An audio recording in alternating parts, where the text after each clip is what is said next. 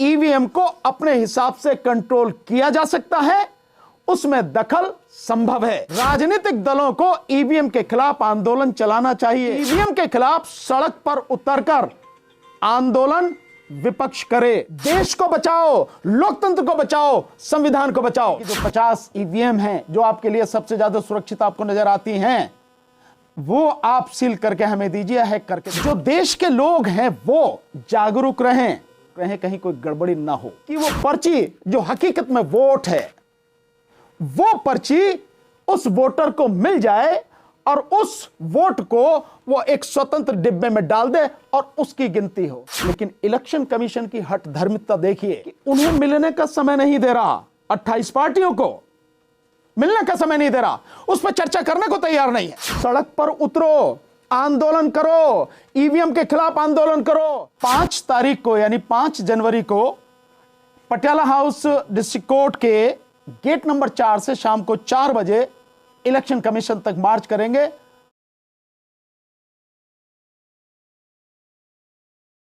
हमारे बड़े भाई श्री महमूद पराचा जी ने अभी जो आपको कहा कि 5 तारीख को यानी 5 जनवरी को पटियाला हाउस डिस्ट्रिक्ट कोर्ट के गेट नंबर 4 से शाम को 4 बजे हम लोग, जिसमें बड़ी संख्या में वकील होंगे और सिविल सोसाइटी के लोग होंगे, इलेक्शन कमीशन तक मार्च करेंगे और वहां उनसे निवेदन करेंगे कि जो 50 ईवीएम हैं जो आपके लिए सबसे ज्यादा सुरक्षित आपको नजर आती हैं, वो आप सील करके हमें दीजिए, हैक करके दिखाएंगे, जैसा महमूद भाई ने आपके सामने रखा है।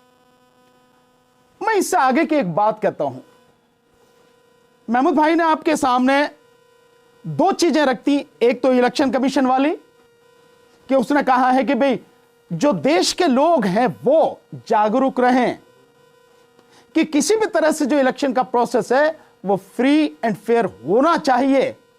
इसके विषय में आप जागरूक रहें, कहीं कोई गड़बड़ी ना हो। एक बात। दूसरी बात, आप देखेंगे कि जो सिटीजन कमीशन ऑन इलेक्शंस पे बना है, उसकी अध्यक्षता किसने की है? Justice Madan B Lokur, supreme court के रिटायर्ड जज। 2021 में बना था ये, और 2021 में बनने के बाद अब उसकी रिपोर्ट दी गई है इलेक्शन कमीशन को। और आप देखेंगे कि 1 नहीं, 2 नहीं, 4 नहीं, 10 नहीं, 20 नहीं, 6,500 लोगों ने जो देश के रिटायर्ड सुप्रीम कोर्ट जजेस हैं, हाई कोर्ट जजेस हैं, सीनियर आईएएस ऑफिसर्स हैं, आईपीएस ऑफिसर्स हैं, सेना के वरिष्ठ अधिकारी हैं, पत्रकार हैं, सामाजिक कार्यकर्ता हैं, 6,500 लोगों ने इलेक्शन कमीशन को वो रिपोर्ट दी है। और इलेक्शन कमीशन से रिक्वेस्ट की है कि हमें समय दिया जाए, हम इस विषय पर बात करेंगे। ईवीएम से जो चुनाव हो रहा है उसमें इस तरह की ये जो सारी गड़बड़ियां हो रही हैं, बाकायदा रिपोर्ट दी उन्होंने। दे आर नॉट लेमैन, कोई आम आदमी नहीं है। इस देश की देखी जाए तो ब्रेन है, थिंक टैंक है इस देश के, इतने योग्य व्यक्ति हैं। इलेक्शन कमीशन उनको भी समय नहीं दे रहा है। दूसरा, जो इंडिया गठबंधन में 28 पार्टियां हैं, अभी 19 दिसंबर को उनकी इंडिया गठबंधन की मीटिंग हुई और उसमें 28 पार्टियों ने मिलकर बाकायदा एक लेटर लिखा इलेक्शन कमीशन को और यह रिक्वेस्ट की कि जो चुनाव हो रहा है ईवीएम के माध्यम से, उसमें वीवीपैट मशीन में जो पर्ची दिखती है और उसी में रह जाती है, इलेक्शन कमीशन इतना करे कि वो पर्ची जो हकीकत में वोट है, वो पर्ची उस वोटर को मिल जाए और उस वोट को वो एक स्वतंत्र डिब्बे में डाल दे और उसकी गिनती हो। इसमें क्या गलत किया उन्होंने? और इस विषय पर इंडिया गठबंधन 28 पार्टियां, वो पार्टियां, उनमें से कई पार्टियां केंद्र में और राज्यों में सरकार में हुकूमत रही है उनकी, लेकिन इलेक्शन कमीशन की हठ धर्मिता देखिए और देश के संविधान और देश की जनता के प्रति उसका कर्तव्य विहीन होना देखिए कि उन्हें मिलने का समय नहीं दे रहा, 28 पार्टियों को मिलने का समय नहीं दे रहा, उस पर चर्चा करने को तैयार नहीं है। इसके अलावा जो सारी चीज चल रही है, एक चीज जो अभी हमारे बड़े भाई महमूद पराचा जी ने जो उसका जिक्र किया वो मैं आपको दिखाता हूं, और सेम पित्रोदा साहब की ही वो चीज मैं दिखाता हूं। उन्होंने क्या कहा है, अजीत अंजुम साहब ने ये वो लिया है उनका इंटरव्यू, मैंने वहीं से ये शॉट्स जो है स्क्रीन शॉट्स वहां से लिए हैं, और इसमें क्या कहा है, उनकी जो मुख्य बातें हैं। इस देश में सेम पित्रोदा साहब टेक्नोलॉजी को, इंफॉर्मेशन टेक्नोलॉजी को लाने वाले हैं। स्वर्गीय प्रधानमंत्री राजीव गांधी जी के तकनीकी सलाहकार रहे हैं, शिकागो में रहते हैं, आज 80 साल की उम्र है। जो कांग्रेस है, भारतीय राष्ट्रीय कांग्रेस है, उसके ओवरसीज के जो हैं वो प्रबंधक है, सारी व्यवस्था करते हैं। राहुल गांधी जी की जो भी देशों में जो भी मीटिंग होती है सारी व्यवस्था करते हैं, खुद अपने आप में इंजीनियर हैं। वो कहते हैं कि ईवीएम को अपने हिसाब से कंट्रोल किया जा सकता है, उसमें दखल संभव है। इसके अलावा वो कहते हैं कि राजनीतिक दलों को ईवीएम के खिलाफ आंदोलन चलाना चाहिए। इसके अलावा आगे कहते हैं कि ईवीएम के खिलाफ सड़क पर उतरकर आंदोलन विपक्ष करे। तीसरी बात, राजनीतिक दलों को ईवीएम से चुनाव के बहिष्कार के विकल्प पर भी विचार करना चाहिए। और आगे, मैं जल्द ही तकनीकी विशेषज्ञों के साथ राष्ट्रीय और अंतर्राष्ट्रीय मीडिया के सामने ईवीएम पर प्रेस कॉन्फ्रेंस करने की योजना बना रहा हूं। अब इससे पहले जो उन्होंने कहा कि विपक्ष को जो है सड़क पर उतरकर आंदोलन करना चाहिए, मैं बड़े भाई महमूद पराचा जी ने जो बात कही, जस्टिस संजय किशन कौल साहब का जो उदाहरण दिया कि रिटायर होने से पहले जो उन्होंने इंटरव्यू दिया है, उस इंटरव्यू में जो उन्होंने बात कही कि विपक्ष को सुप्रीम कोर्ट से विपक्ष की भूमिका की उम्मीद नहीं करनी चाहिए। इसका मतलब साफ है, वो विपक्ष को कह रहे हैं सड़क पर उतरो, आंदोलन करो, ईवीएम के खिलाफ आंदोलन करो, देश को बचाओ, लोकतंत्र को बचाओ, संविधान को बचाओ। अगर इस सब के बावजूद भी विपक्ष सड़क पर नहीं आता तो गुनहगार विपक्ष भी होगा, पॉलिटिशियन पार्टी भी होंगी। लेकिन सिविल सोसाइटी के लोग, जैसे हम लोग लगातार आंदोलन कर रहे हैं, और जैसे हमारे भाई बड़े भाई महमूद पराचा जी आंदोलन कर रहे हैं, आदरणीय डीसी कपिल साहब लगातार आंदोलन कर रहे हैं, बहुत से लोग आंदोलन कर रहे हैं, और सिविल सोसाइटी के जो 6,500 लोग हैं, ब्रिलियंट लोग, सुप्रीम कोर्ट जजेस से लेकर नीचे तक सारे, उन सब ने जो लिख के दिया, मतलब देश की जनता, सिविल सोसाइटी के लोग, पढ़े लिखे अनपढ़, सब ईवीएम के खिलाफ आंदोलन कर रहे हैं। हम लगातार इतने साल से कह रहे थे, किसी को समझ में नहीं आती थी, लेकिन जब 5 राज्यों में चुनाव हुआ और ईवीएम के माध्यम से गड़बड़ी करके जो 3 राज्यों को जीत लिया गया, जिसके विषय में 15,000 कंप्लेंट, मध्य प्रदेश के विषय में 15,000 कंप्लेंट 17 दिसंबर को, जिस दिन 17 नवंबर को जब चुनाव हुआ था, उसके बाद 3 तारीख को ही सीजीआई साहब के सामने कंप्लेंट कर दी गई, जो नरेंद्र मिश्रा जी हैं उनके माध्यम से, और पिटीशन पड़ी हुई है, कुछ सुनवाई होगी, बाकी होनी, मतलब इतना सारा सब कुछ हो रहा है, फिर भी इलेक्शन कमीशन किसी की बात सुनने को तैयार नहीं है। सरकार फिर भी कुछ सुनने को तैयार नहीं है, ईवीएम से ही चुनाव कराने को बात कर रही है। और सबसे बड़ी जो आगे बात है, बात यह है कि आपने मोदी जी का सुना था, जब इस चुनाव के बाद में अपने गए हैं कार्यकर्ताओं को संबोधित कर रहे हैं, तो क्या कहते हैं, मुझे मोदी जी मत कहो, मोदी कहो।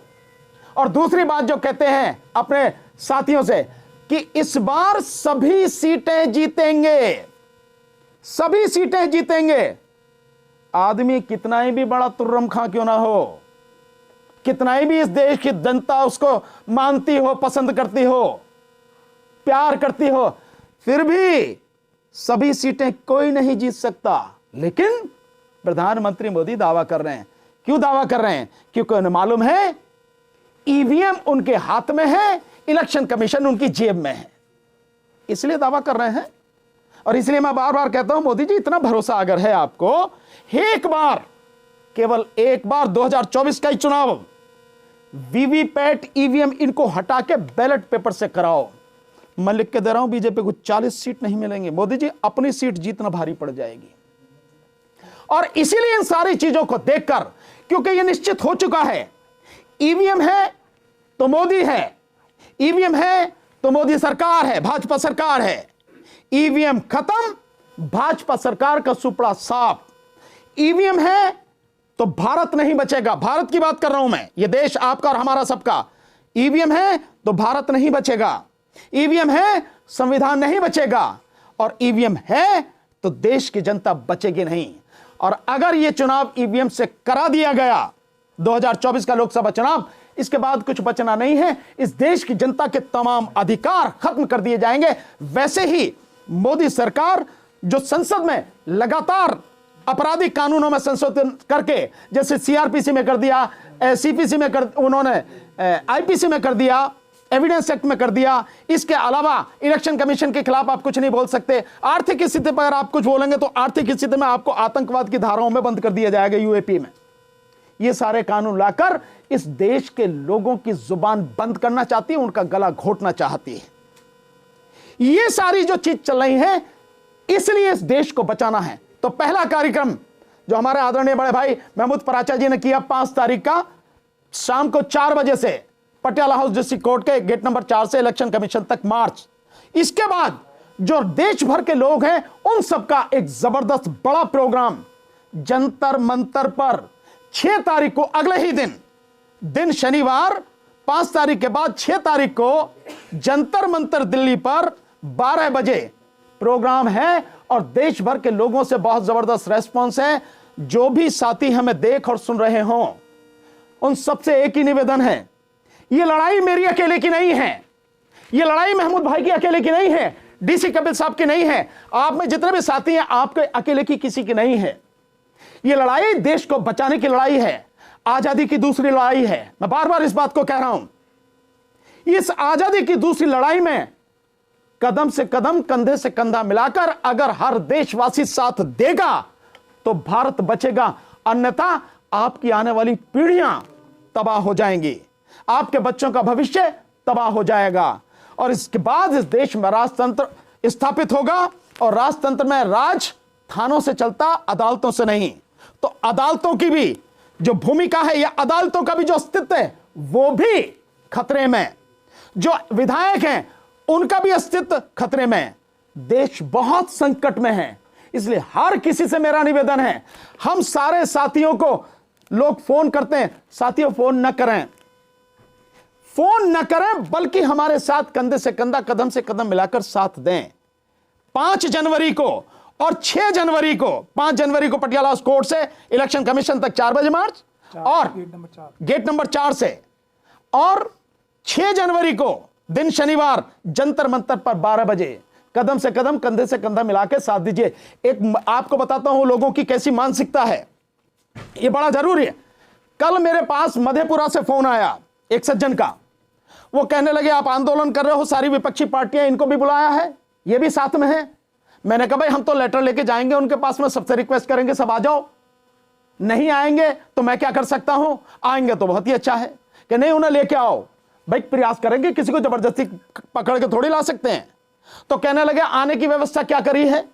मैंने कहा मेरी लड़की की शादी है क्या, भाई मेरी बेटी का ब्याह है क्या, बारातियों को बुलाने के लिए बस भेजूंगा क्या। ये सबकी लड़ाई है। मैं भी अपनी जिंदगी दांव पे लगाकर, महमूद भाई भी अपनी जिंदगी दांव पे लगाकर, कपिल साहब भी अपनी जिंदगी दांव पे लगाकर ये लड़ाई लड़ रहे हैं, लगातार लड़ाई लड़ रहे हैं। सो हमारी नहीं, सबकी जिम्मेदारी। सब आओ, सब आओगे, सब तभी देश बचेगा। और बता रहा हूं, जो मोर्चा बनाया है, ईवीएम हटाओ संयुक्त मोर्चा, ईवीएम हटाओ संयुक्त मोर्चा। जो ज्ञापन दिया जाना है वो टाइप कर दिया गया है, सबको भेज दिया जाएगा। और ज्ञापन में नीचे लिखा है हम भारत के लोग। मैंने नहीं लिखा अपना नाम, महमूद भाई का नाम नहीं है, डीसी कपिल साहब का नाम नहीं है, सबका नाम है हम भारत के लोग। उन्हीं के सिग्नेचर से वो जाएगा। और हर साथी को, हर संगठन को, हर पार्टी को पूरी आजादी, पूरी स्वतंत्रता है कि अपना झंडा, अपना बैनर, अपनी पार्टी का नाम लेकर आओ। सबका सम्मान होगा, सबको मौका मिलेगा, सबको जगह दी जाएगी, तभी देश बचेगा। और सारे के सारे, जैसे हम प्रेस कॉन्फ्रेंस कर रहे हैं, जगह जगह प्रेस कॉन्फ्रेंस करिए और सब लोगों को बताइए 6 जनवरी का आंदोलन है, जंतर मंतर पर पहुंचना है 12 बजे। और 5 जनवरी का शाम को 4 बजे पटियाला हाउस कोर्ट जो दिल्ली में इंडिया गेट के सामने है, वहां से गेट नंबर 4 के सामने से इलेक्शन कमीशन तक मार्च है। यही सिर्फ कहना है।